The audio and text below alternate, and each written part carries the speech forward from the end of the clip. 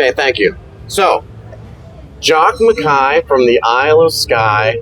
Which is a fucking lie. You're just saying that because it fucking rhymes? Yeah, I just thought it had a nice ring to it. Just like my big cock. Yeah. Okay, great start. Great start. Yeah. So, your interview, or your introduction. Okay. I knew this is the way it would go. You'll just fire questions before I get a chance to speak. Okay, You're interviewing me. Now, right, first, get on with it. Okay, the first rule of the interview is absolute silence. Okay? No. If I interrupt too much, you put up your hand. Okay? And I have to stop talking. Okay? Like one of my school children. Please, sir. Yes. Or some sign. Okay? Like touch your nose. Okay? Touch your nose if I'm interrupting too much or talking too much. There you go. Okay, first time. Now, Jack Mackay, not from the Isle of Skye. You are a local Vietnamese. You are a local Thai comedian, and you did how many? You did 13 years in Copenhagen. How many? 7 years. Yeah. Well, how did you get from 13 to 7? Because I kind of remember now. Finally, we got a question. Silence! Now, you're from Scotland originally, and then you did a bunch of... I'm sorry. You did a bunch of... you started doing comedy. You mainly did music, and then you started doing comedy with the Simona show down in Copenhagen. That's right. Which was a weekly show. Yeah. And that kind of... And Simona's great. We love Simona. We all love Simona. And so, okay, my first question is... Okay, do you want to say something? That's your introduction. And welcome. Thank you for doing the show. You're the worst interviewer of all time. I'm sorry. This is the worst location. I love this location. This is the worst idea. Okay, yeah. We're in Soy Cowboy. What was the question again? Yeah. We're in Soy Cowboy. We're in Soy Cowboy, and this is one of the local fuck streets. Yeah. And so there's different fuck streets in Bangkok. There's the gay one, Silom. Is there? Okay. You know. Don't pretend you don't know. And then there's Soy Cowboy. We're in the straight one. And then there's the ladyboy one, which is, I don't know. No, I don't know either. No, I have a very respectable day job. I'm not allowed to go to places like this. And plus, it's an expensive scam anyway, so I don't really know. I actually live on Soy Sea, which is where Nana Plaza is, right? Oh. And my Nana school, Plaza, straight one. That's a straight one, too. I mean, it's a huge complex. Yeah. It's a supermarket. I want to do one in Nana Plaza. Yeah. Yeah. You go in and it's like you're in a courtyard and there's just stacks. Shopping mall. It's like a shopping mall for sex, which is wild. Yeah. I had a girlfriend take me there one time, and I thought she was taking me to the gay one for some reason. So I was like a little standoffish. I was like, oh, okay, cool, nice to see you, And then I'm such an idiot. Shall I just interview you then? Is that... If you want to. Okay, first question, you ready? Right, yeah. Now, my school would not want to see me drinking in a place like this. Right. I begged you to come here, and you were like, what is my church going to think? What is your type? Let me guess. Artsy chicks. Huh? Mm-hmm. Oh, it's a little alternative. She likes drawing a little too much, huh? Yeah, I've had many mistakes like that. Yeah. One mistake. Hair's a little bit homemade looking, huh? She has bangs, not straightly cut. Lots of, there are lots of issues between men and women now, especially in the West. We don't seem to like each other very much. It's a real shame. And it's love. Guys love women. Well, they love the way that they look, but, we have lots of problems with each other, which is, difficult. You know what I've been hearing recently? So the new lingo is like, the young people ain't be fucking incels, involuntary celibate. But, what some people are saying is, it was never easy to get laid. And women, not for guys. Women are the great excluders. That's their job, is to fucking cut out the fucking weirdos. You know what I mean?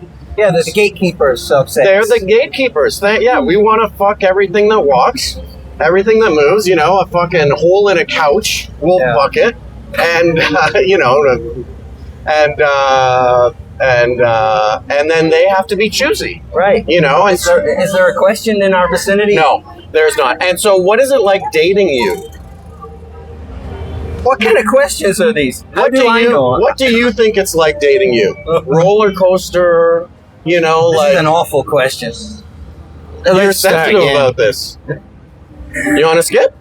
Oh no, okay, fine. We can skip. What is it like to date me? What do you think it's like dating you? How do you think the women find it? What do you think their journey dating you is like? No, I don't know. I'm a funny guy. But yeah, Riz, And music, you know, I play a lot of music. they love that shit. Yeah. Yeah. So if I really fall for a girl, and I've had, you know, Thai girlfriends in the past. Okay. The last 2 girlfriends have been Thai. How long One were those Filipino. relationships? Yeah, a couple of years, and then Nice. 3 years. And it just fizzles out because I keep moving from place to place. Right. I was on Koh Phangan for a long time. Yeah. I've been here 2 years. Yep. And just kind of leave them behind. I mean, I Yeah. told her I want to move to Koh Phangan. I want to move to Koh Phangan. She just stayed. She couldn't. She didn't want to go. So From I Scotland to Copenhagen? No, just from the mainland. But Oh. Okay. yeah. But How that did you get from Scotland? Scotland to Thailand? Oh, I just went traveling. And you got sucked in? You should have started with that question. I went We traveling. can start with that question. I Yeah. could cut all the other shit This is out. all bullshit. Yeah. I wanted. I guess it was a dream of mine to like. It be was a calling musician you. on like some island somewhere. That's always what I wanted, and I just play music. You know, that was a dream. And that is the place for it. You know, the drum circles and the hippies. And, Oh yeah, my whole set at the time was peace and love. You know, all you need is love. Hippie music, and mostly kind of just patchouli. in the resorts. Dreads. All those resorts. You know, on Koh Phangan, beautiful places to play. People from all over the world. So it's a small island, a small like local community. It's hot right now. Yeah, sometimes it's hot. Sometimes it's full of people. You know. What do you think about the Israeli issues on Copenhagen? Like, Well, that and you came can out skip- of left field. Well, that's kind of why it's in the news. That's some of the reason why it's in the news right now. Oh, if yeah. people don't know, they went down there, and some Israeli. First, there was like no Israeli signs sometimes, you know, and like they were really trying to get like a bulwark. They were like creating like businesses down there or something. And then, did you hear about the guy who like declared sovereignty? Did you hear about that though? Nonsense. Yeah, he was like, Yeah, I did hear about it. yeah, which is wild, you know, and so they And did so not like dumb. that. So dumb. Wild and so dumb. So dumb. And yeah, they have a reputation with these videos that have gone. I'm shouting, but I know I don't have to. That's I can just okay. speak normally. It's Yeah. I don't know. Unfortunately, Israeli have this reputation, and they've been obnoxious in many of these videos. You The know, sort of videos. entitled, and you know, And you can't judge reality by its representation in the media, but also, you know, it's a lot of videos. they got that reputation, and just Israel generally. That's a very nice, even keeled answer to that. Now, It's not popular at the moment with what's going on in the world and their control there's over the that whole West. thing too, is the Yeah. politics of it. Yeah, and, Sure. and you know that. Yeah. So okay. Which we can't talk about. But my country, Which I don't want to talk about, you Oh, know, right, and okay. so yeah, and so I bet chicken shit. Now, I am a little bit. Now, who was the crazy guy in Copenhagen? You must Which have had one? some exactly. You must have I had was, some wild fucking characters down there, right? Some like real and guys who have probably been there for 20 years, being crazy down there for like. I was hosting one time and Jesus walked in. Nice. Just looked just like him with no shirt on. And I didn't know what. So I was in the middle of reading a poem, I think. So I had a book, You called him. and there's a video of it. You can see it. Later on, I asked him. I gave him some water and said, see what you can do with that." Right. But I think I said, "Did you get off the cross all right?" And Right. Happy Easter. something like that. I'm glad you're here, Jesus. Yeah. It was Revelations. Yeah. Yeah. Very funny. So lots of crazy people on Koh Phangan. Yeah. And Yeah. a lot of my material was that too. It was about hippies. Yeah. And so I've had to tailor it a bit differently because it was 3 years I was like doing that once a week Yeah. and writing jokes for Pangan people. Yeah. And even referencing the kind of stores that they have there as well. Yeah. Like shops that sell You had these the local- expensive, Like I was doing a bit about lying, where I was saying that lies are actually a good thing. You know, most of comedy's lying and expanding on the truth. So I made this point that lies are good. Like, for example, when your girlfriend comes home with a new outfit, Yeah, you know, it's that's- amazing. But that's not the time for honesty. No. Right, and I elaborated on it with the kind of things that they buy on Kopangan because Oh, yeah. they will buy something that's kind of like ripped leather, but it's artificial leather. Yeah. Because if anybody asks them, then they can say no, it's artificial. I would never, you know, I'm a vegan and all of that. Vegan restaurants everywhere. Yeah, Hippy dippy. Drum circles. It's like Drum circle. and that's the every sunset, every the day. full moon party. Full moon's once a month, of course. But that's the full but moon it's- party no, place. No, it's not that Oh. place. It's a different place. Okay. Ao Nang. Now, I who forget the name. Who was the crazy guy in your high school or university? I think high school is usually like some Looney Tune in high school. You know what I mean? No? Yeah, well, Who was the big fighter in your school? Or drama? Some you know, crazy it's drama. like this is not funny. This is not a good story. No, we can skip it. We can skip it. Skip is fine. No, listen. The things that happen to the crazy guys in high school, if you're in Scotland in the wintertime, Yeah. if you drink too much, You freeze outside. you can die. Yeah, and it happens. Same with Canada. Yeah, it happens a lot. I had a guy who died. I kind of forget his name now. Lee Segura. Lee Segura bullied me a tiny bit in high school. God killed him like 20 years later. So, you know, man, make your decisions appropriately. Good story. Now, living in Bangkok, Yeah. what's it like? You love Bangkok. I love No, I Bangkok. hate it. You hate Bangkok. Can't stand it. Where do you want to go next?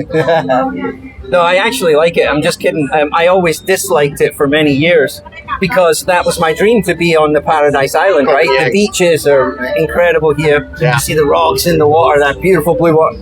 That was the dream, you know? Paradise. And then getting there is oftentimes a night or two in Bangkok and it's just crowded with people and traffic and you can't wait to get to that island. But for me, you start to get sort of itchy feet after 7 years. And I didn't even leave that island for 7 years. They had their own immigration.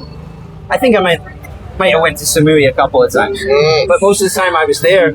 And then I started to feel like, you know, the city would be fun for a change, especially all the exciting things that go on here and all the different comedy shows that you can go to, a different show every night. Instead of doing the same show in the same place once a week forever, I'm starting to get quite good at it. So I thought, let's do, you know, Bangkok. You wanted to take a bigger bite of the comedy pie. Yeah, before that, I was just doing music. And I would do, you know, maybe a joke in between songs, of course. Banter. And grow. And I always wanted to do it at home as well, actually. But it's a bit scary, and I just joined a funk band instead. But I would say things like, this is a Stevie Wonder song. Any Stevie Wonder fans in? And so I say, yeah, are you the guy who keeps calling me up telling me you love me? Or something like that, you know. And it's good if only one person would say it, then it would work well. And jokes in between the songs. So I always fancied doing it. But I couldn't really get going until I did a workshop. I think once you do that... Lagoda's workshop? Oh, no. I did a workshop in Australia first. Oh, very And cool. the Aussies really like us Scots. And they've got such good sense of humour. I thought Aussies, they'll be nice to me, so I did it there. And it was great, you know. I don't know else. I What don't know city how was else. that? Melbourne, which of That's course a good is, one. Yeah, the good one, especially for comedy. Yeah. Comedy Festival Mm-hmm. was on, and it's Second or third biggest in the The world. Big Laugh Comedy Club, Last Laugh Comedy Club. Sorry, and, That's your spot. That was the spot. Yeah, and they put me on last. You know, I was headlining the first show I was ever in, and I thought, well, Wow. great. He must, right? The guy must think I've got something, and I did it, and I killed, and that's it. I'm addicted. With the guitar? No, the first time I didn't use the guitar. Oh, I okay. didn't do any music. Oh, I don't know why. yeah. I was playing regular music, but I just did jokes. And then later, yeah, We do shows together all the time, and you talk about how I like asking people if they've had gonorrhea, among other things. Now, goals in the future. No, I want to say something about that first. Please. Not about gonorrhea specifically, but this is the kind of mix between spontaneity and planning that I like. You've got a loose plan, right? Yeah, something to fall back on. I think so. Yeah. But you know what you're going to ask the audience, but what comes from them is going to be unique. And that's what I'm always striving for, is if you want to talk comedy for a bit. I mean, that's what we have in common, and, that's what we should talk about, I think. But I want other people to be interested in it, too, like non-comedians, you know what I mean? Like, you know what I mean? Okay. Yeah. I think even people with an interest in comedy would be interested in that. Or music or anything. One thing that I've noticed about your comedy since I've been back is, I haven't been gone for that long. I've been gone for like 6 months or something. And so, it's not a big change, but it seems like a little change of like, you don't care, you care a little bit less if you eat shit or not. You know what I mean? Like, you're a little more comfortable. In the last 6 months, you seem a little more comfortable in like, I can just plow through this and it's not really going to affect me if I do great or bad or whatever, you know what I mean? And like, so you're a little more bulletproof now in just the limited times I've seen you. You feel that? Yes, which just comes from doing shitty shows. Yeah. Yeah. Which, at first was like devastating when I had like, you realize that you had an easy audience before. You had an easy crowd, right? Easy laugh. And now it's, some of these shows are kind of difficult. They're in difficult venues. And you can't let it affect your soul. No. Yeah. And so it helps to have that plan that I'm talking about that is spontaneous, but it's also flexible. What you fall back on. Sometimes you have to, you're pretty tight about your set. You're pretty like, you have the same set all the time a little bit. Well, no, that's not true. You switch the songs. I have 10 sets that I mix around. Yeah. But your jokes? Yeah. I have 10 sets that I switch up. I do a different one every time, which I developed because I was playing the same place. Once a week. We gotta mix it up. Yeah, so I have 10. Maybe I have my favorites. I don't know. That you've seen them or the way that it's worked out. But yeah, and those are like 10 minutes, but I can expand on each. Zero crowd work? No, that's not true either. Okay, good. And you've been an inspiration, Greg, I must say. Really? Yeah. Jesus Christ, that's the nicest thing anybody's ever said to me. It doesn't take much. You poor soul. Is that really? I guess it's maybe the Canadian kind of positivity that you've got. The Scottish people are a bit dour, a bit negative all the time. I try to keep it up, like let's have a good time. Even this ridiculous idea. You interviewing me on this street is a ridiculous idea. It is. I would never have done this. I know, and thank you for doing it. I know that you're going to talk too much and not let me speak and be a terrible interviewer. Tried. No, you're not trying at all. I've tried. So, it was only your positivity, really. You were excited about it, and that's why I say, okay, let's do it, because you've got a good positivity about it. You're excited about interviewing Ralph Eisen. That would be a great interview. Yeah, and you're going to do it on these kinds of streets. Yeah. So okay, maybe the gay one. I'll be in. Let's do it. But what were we talking about? Because I had something interesting to say. Goals. Do you have goals in your head that not obsess you, but like kind of define your life? You know what I mean? Like, no. And it always amazes me when people, I'm so like, I need a goal, like a 3-year goal or something that I'm kind of shooting for, or like a 1 year, 3 year goal.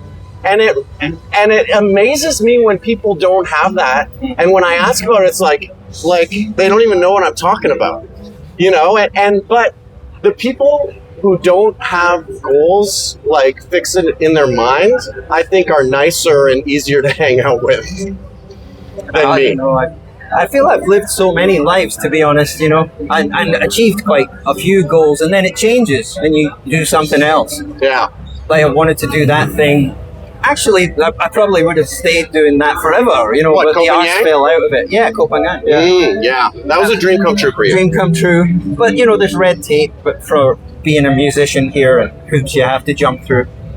So it couldn't work. So you have to have a day job, go back to teaching. So you kind of rely on that. But yes, I do have things like making an album. I'm working on my comedy album. Yeah.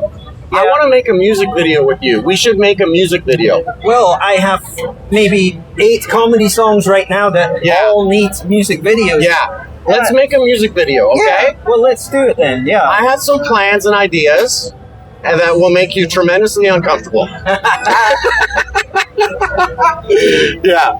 And, okay. It's not Jackass. It feels like... Oh, Jackass is amazing, though. Let's get another beer. Do you have... Okay. Do you have any... Are the Beatles important to you, and have you thought about the Beatles a lot? Of course. I have one more. Yeah, please. I have a Beatles theory that I want to run by you, and it's a lot. So, you know, you take it as you like, okay? I'm intrigued. Okay. Now, Paul McCartney in the Beatles is very different than Paul McCartney after the Beatles. Okay? And let me explain that a little bit. My theory, okay, Paul McCartney with the Beatles, let it be, long and winding road, blah, kill me now, you know, like, it was romantic songs aimed at the ladies, kind of like, you know, like a more like a poppy song, kind of directed at the women. If, you know, and I'm greatly generalizing, and then Lennon kind of wrote for like alternative dudes a little bit, you know what I mean?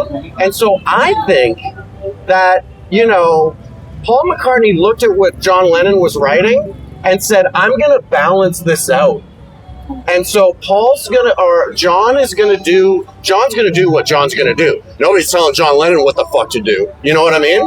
And so John wrote kind of smart-ass, edgy songs a little bit for dudes. And then Paul looked at that and said, I will balance this out. And then after Wings, Paul was like, I don't have to write that shit anymore. I'm going to write some party tunes. You know what I mean? Can you take that? Thank you. Now, what do you think about that? Well, thanks for paying for my beer. No problem. Thanks for doing this. I'm going to totally disagree with you. Really? That's fine. That's fine. But you've never heard of that theory before? No. And you know, Wings is rocking. And after the Beatles, John quit music for 5 years, and then he heard a McCartney song that fucking rocked and had a good beat to it and a bass, a funky beat to it. And it was the video with the different Paul McCartneys playing the drums and... Coming Up, I think it's called. Yeah. Coming Up. And supposedly, John Lennon heard that and said, I'm writing a fucking song now, fuck this, you know? And it kind of explains for me, I don't like that Paul McCartney in the Beatles. I don't like The Long and Winding Road. I don't like Let It Be. When I listen to Revolver and the other one, the other early one, Revolver and White Album, the early one. Anyways, Norwegian Wood. When I Rubber Soul. I get rid of Rubber Soul. Those two. I get rid of all the Paul songs and I only listen to the John songs. Sorry, what do you think? Yeah, I can talk about the Beatles all night if you'll allow me to. If you'll give me a word in edges. We're wrapping up. I'm supposed to touch my nose. No, this is what we'll go out on. Yeah. And you could go for it. Obviously, the Beatles are a huge influence. They're funny too, you know. When you hear their interviews, all the stuff that was on the backing tracks, you know, they're goofy and fun. So funny. I think you've just selected a couple of songs there from Paul, which John also had those kind of songs, love songs as well. You know, exactly the same kind of cheesy. But yeah, I know what you mean in a way. Paul is a little bit more cheesy, but John is too out there sometimes. Edgy? Yeah, on his own. What's the word? Artist. Abstract, maybe. Yeah. And bizarre. Revolution number 9. Yeah, this is too far out there but the brilliance is the two of them together. When they work together, they balance out each other's mistakes. They correct each other's mistakes. That's what makes them a great duo. And I often think that about songwriters, that you should have two that kind of balance each other out. And some of the best Stones. Yeah. But I prefer the Beatles actually. And it maybe even after they broke up, they did have an influence on each other in the same way with Their what they were solo releasing. albums? Yeah, it's such a shame that we lost John, because he was getting better and better all the time. Can you imagine what he would have given us? Well, I think he was getting worse. Okay, what is your favorite era of John Lennon? Because after the Beatles broke up, his sound changed a lot. And let me tell you about this. David Bowie was talking to John Lennon, and he said, David Bowie was like, "How do you write that shit?" or something, right? And you know what John Lennon said to Dave Bowie? He said, "You take your thoughts, what you really think, and you write them down." And that kind of informs his later songs for me, like "I'm a Jealous Guy," "Give Peace a Chance." I think you can go down the list, and he's kind of saying what he means, right? Like in a way, if you grant me that. And but you look at primetime Beatles, it's obtuse, and he's couching things, and it's subtleties, and I don't think his later stuff has the subtleties of his primetime John Lennon stuff. No, everything you just said was bullshit. He was definitely getting better. And thank God for him. We had somebody for a little while who was fighting against the propaganda. And this amazing idea that he had for selling peace as a product is fantastic. Because if you look around at everything that's getting forced down our throat, it's all a weapon to destroy us. And thank God we had somebody fighting back. And I think that's why he was murdered. With, probably what's that called? The mind control shit? Yeah. MK Ultra. That's it. They MK Ultra'd that guy to do that. Yeah. Of course he was taken out. And thank God we had him for a little while. I'm grateful we had him for the little time that we had. Of course he was getting better. He was becoming more evolved. What era of John Lennon do you listen to most? What era of John Lennon do you listen to the most, including Beatles? Oh, well, I can listen to it all. I've scoured through all of his stuff and taken what I think is the best and made my John Lennon album and put it up there. I sometimes do that with Beatles tracks as well. Like from their solo stuff, I'll make a Beatles album out of it. That's kind of fun. It's great fun. I'll take a they Ringo played on song each other's albums too. Yeah. So I've done all of that, and the eras are kind of mixed up to say which one. I wasn't alive for any of it. I just scoured all the old albums, which is what I've always done. Yeah. People made fun of me at school. People at school were making fun of me for listening to old music. For that too? Yeah. Why are you listening to that?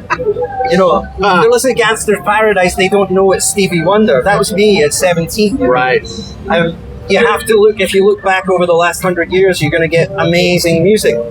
Fantastic revelations. If you just listen to what's now, all you get is the bullshit they're trying to sell. Do you want people to follow you on Instagram? Yes, of course. What is your Instagram handle or Facebook or TikTok or whatever?